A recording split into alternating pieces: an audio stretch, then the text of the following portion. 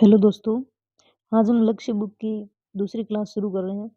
उसमें हम first grade का टॉपिक पढ़ रहे हैं, गुप्त प्रशासन। आज हम पढ़ेंगे। तो गुप्त प्रशासन हम शुरू करते हैं। गुप्त प्रशासन की प्रमुख विशेषता विकेंद्रीकरण थी।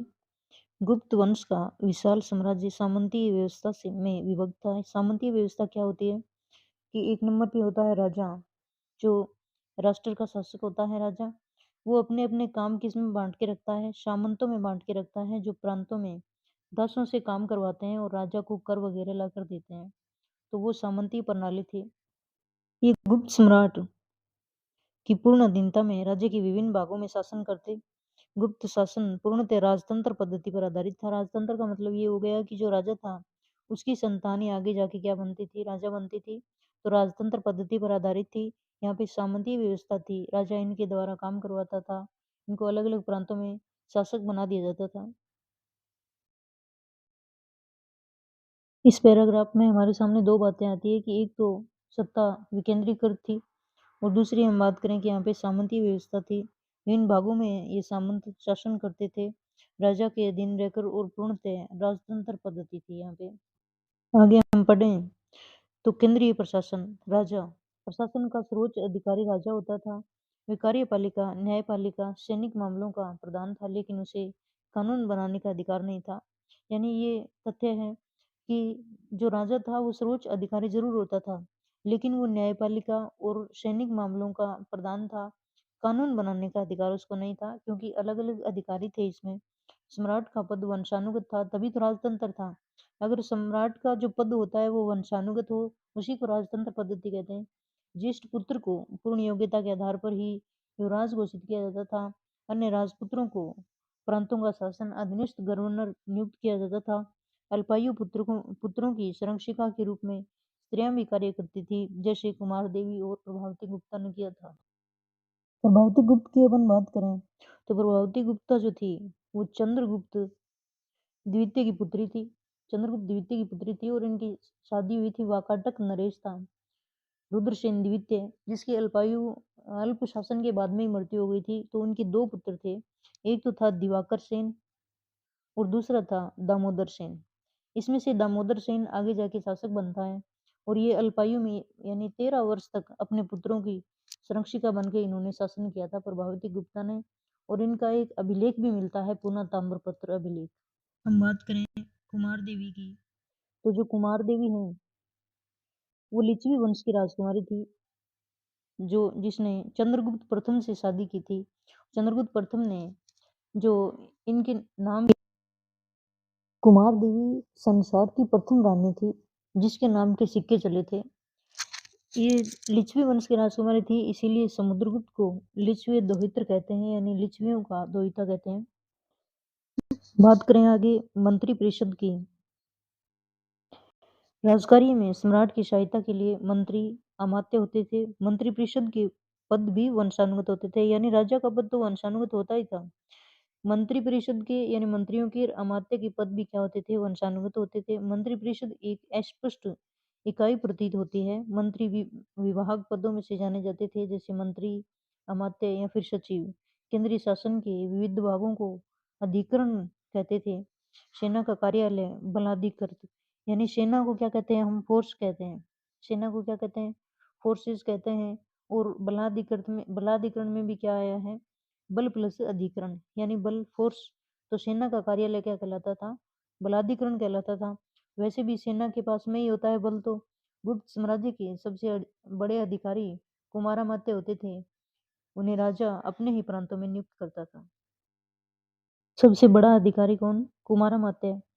और कुमार जहाँ राजा शासन करता था उसे अपने ही प्रांत में रखता था। आगे है दुर्विधिकरण। ये राज्य कर वसूल करने वाला विभाग था। इसके अधीन निम्नलिखित कर्मचारी थे। हम बात करें उन कर्मचारियों की। शोल्किक भूमि कर वसूल करने वाला, गोलमिक जंगलों में राजस्व प्राप्त करने वाला, तलवाटक होता था, गोप कर्णिक और लेखक होते थे। शोल्किक को हम याद करेंगे। कर को क्या कहते हैं, हम कर को शुल्क भी कहते हैं। कर को क्या कहते हैं, शुल्क भी कहते हैं। और ये नाम क्या है, शुल्क से मिल रहा है। जैसे शोल्किक को भूमिकर, शोल्किक कौन होता था, भूमिकर लेने वाला। और गोलमिक होता था जंगलों से राजस्व प्राप्त करने वाला, तलवाटक, गोप, कर्णिक और लेखक होते थे। अब होता है गुप्तकालीन प्रमुख अधिकारी महासेनापति या फिर महाबलाधिकृत होता था सेना का सर्वोच्च अधिकारी। महासेनापति महाबलाधिकृत सेना का सर्वोच्च अधिकारी, यानी बल किसको कहते हैं, सेना को कहते हैं। तो महाबलाधिकृत यानी उस बल का जो अधिकारी होता था महाबलाधिकृत, तो सेना का सर्वोच्च अधिकारी महाबलाधिकृत हो गया। कुमारामात्य प्रशासनिक अधिकारी हो गया, यानी प्रशासन में सर्वश्रेष्ठ। तो प्रशासन में सर्वश्रेष्ठ होता था जिसको राजा अपने ही प्रांत में रखता था, वो था कुमारामात्य प्रशासनिक अधिकारी। रणभंडारिक होता था सैनिक आवश्यकताओं की पूर्ति करने वाला, यानी रण किसको कहते हैं, हम रणभूमि युद्ध क्षेत्र को कहते हैं। और युद्ध क्षेत्र में जो था वो था रण भंडारिक, यानी रण में भंडार भरने वाला। ऐसे याद कर लें अपन, रण में भंडार भरने वाला, किस चीज के भंडार भरने वाला, सैनिक आवश्यकताओं की पूर्ति, यानी सैनिक की जो जरूरत की चीजें थी वो भंडार करता था रण भंडारी। फिर है महादंड नायक, यानी दंड देने वाला नायक, न्यायाधीश और न्याय विभाग का कार्य करने वाला। ठीक है, दंड कौन देगा, न्यायाधीश सुनाएगा, न्याय विभाग सुनाएगा। महासंधि विग्रह हो गया युद्ध और शांति या फिर विदेशिक नीति का प्रधान, यानी संधि करवाने वाला, शांति वार्ता करवाने वाला, तो महासंधि विग्रह हो गया। फिर है महाअक्सपटलिक अभिलेख विभाग का प्रधान। अग्रहारिक कर वसूलने वाला। महाप्रतिहार राजप्रसाद का मुख्य सुरक्षा अधिकारी, यानी राजप्रसाद महलों का गार्ड होता था कौन, महाप्रतिहार। दंड पाशिक होता था पुलिस विभाग का सर्वोच्च अधिकारी। दंड पास करने वाला कौन होता है, पुलिस का अधिकारी होता है।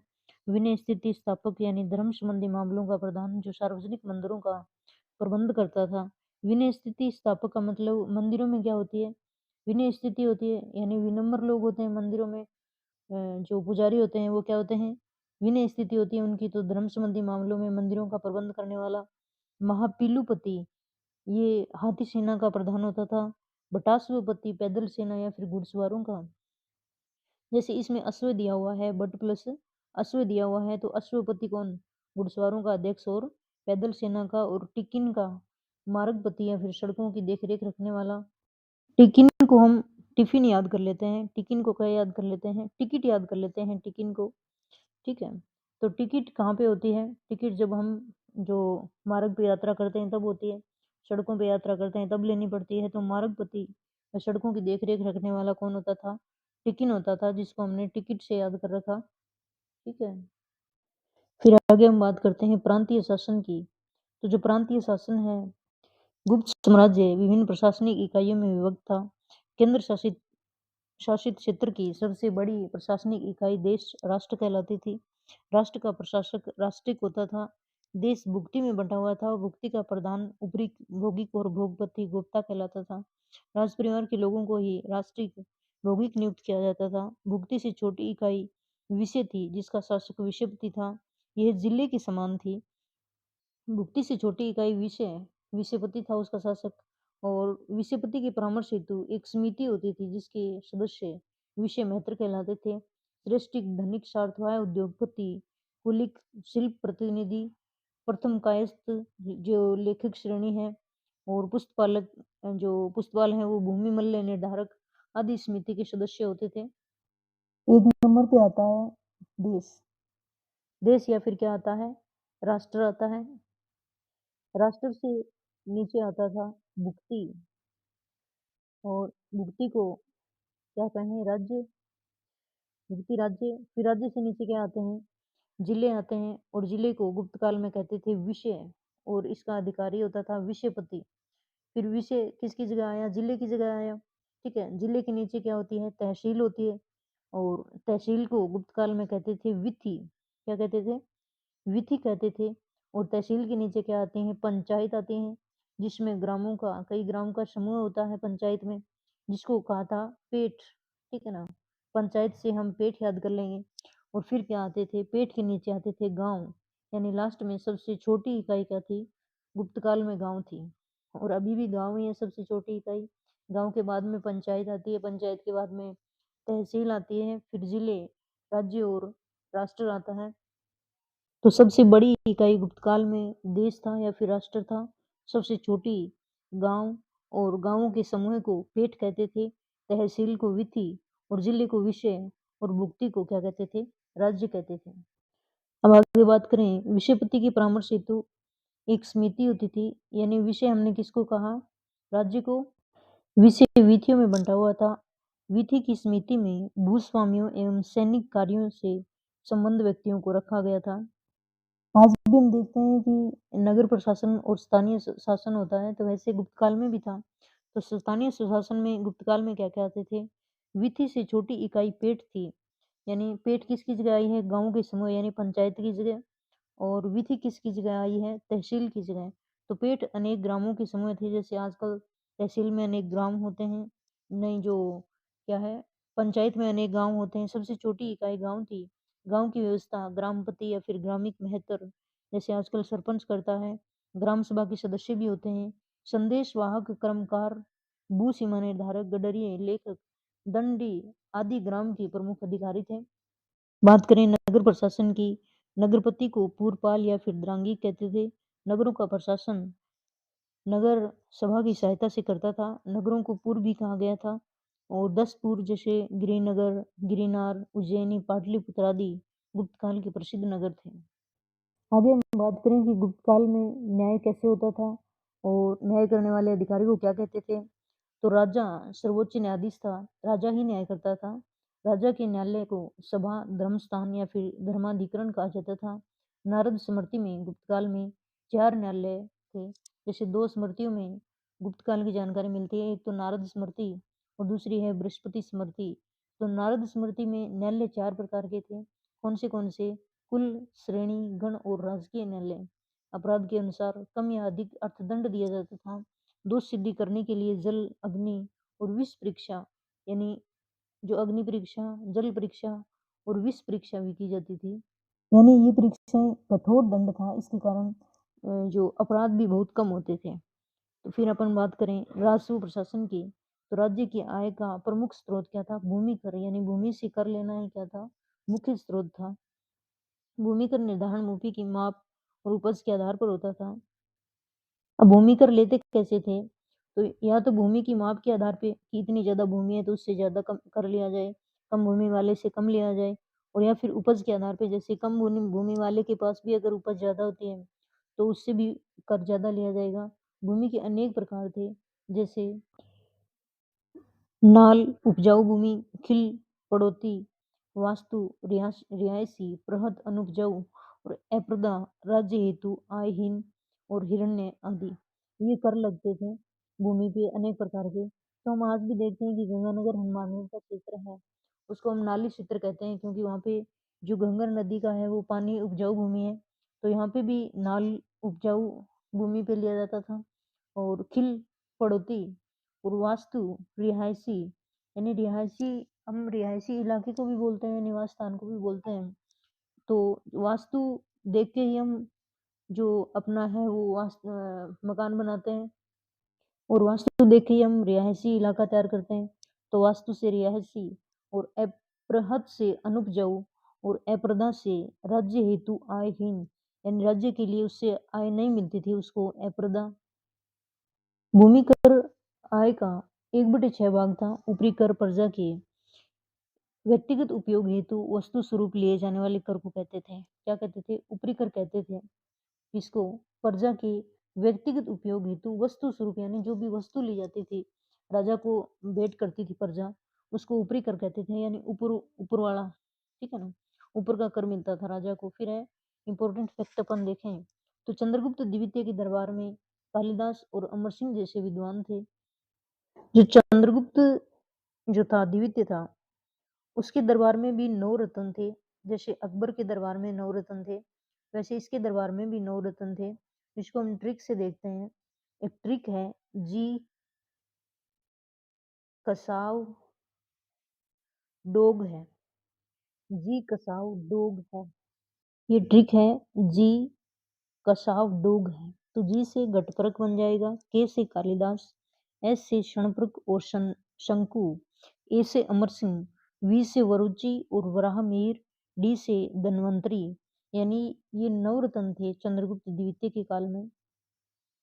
तो आगे वाहलिक राज्य पर विजय के उपलक्ष्य में चंद्रगुप्त द्वितीय ने व्यास नदी के तट पर पंजाब में विजय स्तंभ की स्थापना की थी। स्कंदगुप्त ने 466 में चीनी राजा के दरबार में एक दूत भेजा था। यानी स्कंदगुप्त ने दीवार के ऊपर से यानी कंध के ऊपर से क्या भेजा था, चीन में एक राजा के दरबार में दूत भेजा था। मुद्राएं, स्कंदगुप्त ने कई प्रकार की मुद्राएं चलाई। धनुर्धर, बुल, राजा लक्ष्मी, छत्र, गरुड़ और अश्वरोही प्रकार की जो मुद्राएं थी। अब हम इसको ऐसे याद करेंगे कि अश्वरोही यानी अश्व पे कौन बैठा है, राजा और लक्ष्मी। कौन बैठा है, राजा और रानी की जगह हम क्या याद करेंगे, राजा और लक्ष्मी। उसके ऊपर क्या लगा होता है, अश्व पे, रथ पे छत्र लगा होता है।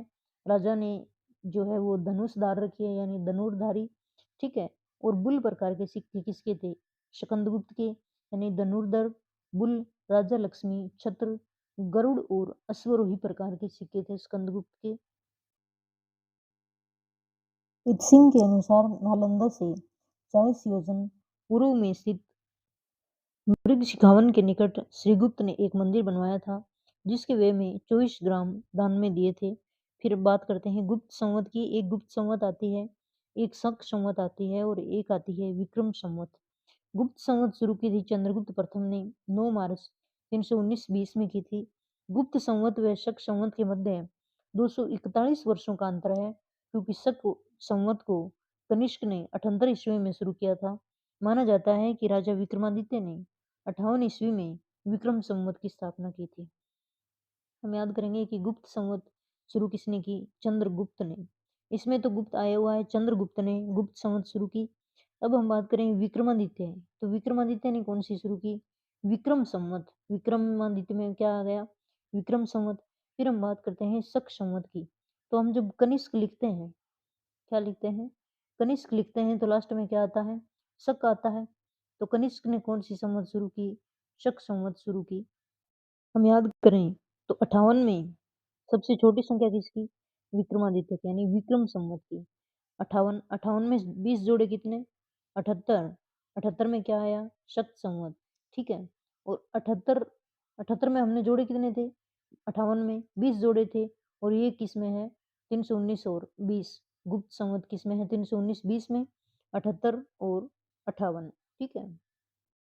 गुप्तों में सर्वप्रथम सोने के सिक्के चंद्रगुप्त प्रथम ने चलाए थे। विंसेंट स्मिथ ने समुद्रगुप्त को भारत का नेपोलियन कहा था।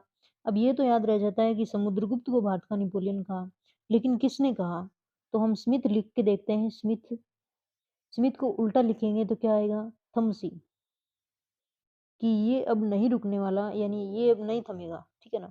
तो थम्सी किसने कहा था, विंसेंट स्मिथ ने कहा था। किसको, भारत का नेपोलियन।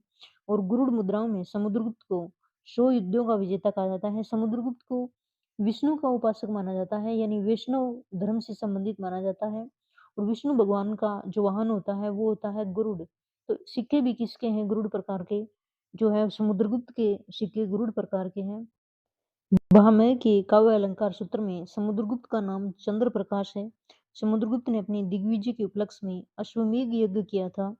समुद्रगुप्त की एक मोहर पर गुरुड़ की आकृति उसे विष्णु का भक्त सिद्ध करती है। और समुद्रगुप्त ने श्रीलंका के शासक मेघवर्मन को गया में बौद्ध विहार बनाने की स्वीकृति दी। अतः समुद्रगुप्त को धर्म सहिष्णु कहा जाता है, क्योंकि ये खुद तो वैष्णव धर्म को मानने वाला था, फिर भी इसने बौद्ध विहार बनाने की अनुमति दी। किसको, जो मेघवर्णन था श्रीलंका का उसको। तो इसलिए इसको धर्म सहिष्णु भी कहा जाता है, सब धर्मों को मानने वाला। स्तंभ लेख में चंद्रगुप्त के सूर्य का दक्षिण में प्रसार होना उल्लेखित है।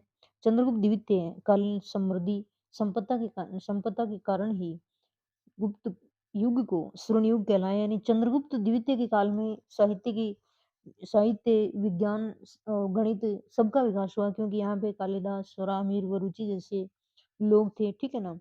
तो धन्वंतरी जैसे लोग थे। तो इसी कारण चंद्रगुप्त के काल को विशेष रूप से गोल्डन एज कहा जाता है। और इसी के कारण गुप्त काल को भी गोल्डन एज कहा जाता है। चीनी यात्री फाहियान ने उसके शासन काल की प्रशंसा की है। वी स्मिथ ने लिखा है कि गुप्त वंश में अच्छा शासन भारत में कभी नहीं हुआ, ठीक है। डॉक्टर अल्तेयर के अनुसार गुप्त शासन ने दीर्घकाल तक जनता को आंतरिक उपद्रवों से सुरक्षित रखा था। गुप्त प्रशासन व्यवस्था के दौरान विकेंद्रीकरण की प्रवृत्ति तीव्र हो गई थी। गुप्त शासन प्रणाली में हमें सामंतवाद की विशेषता मिलती है।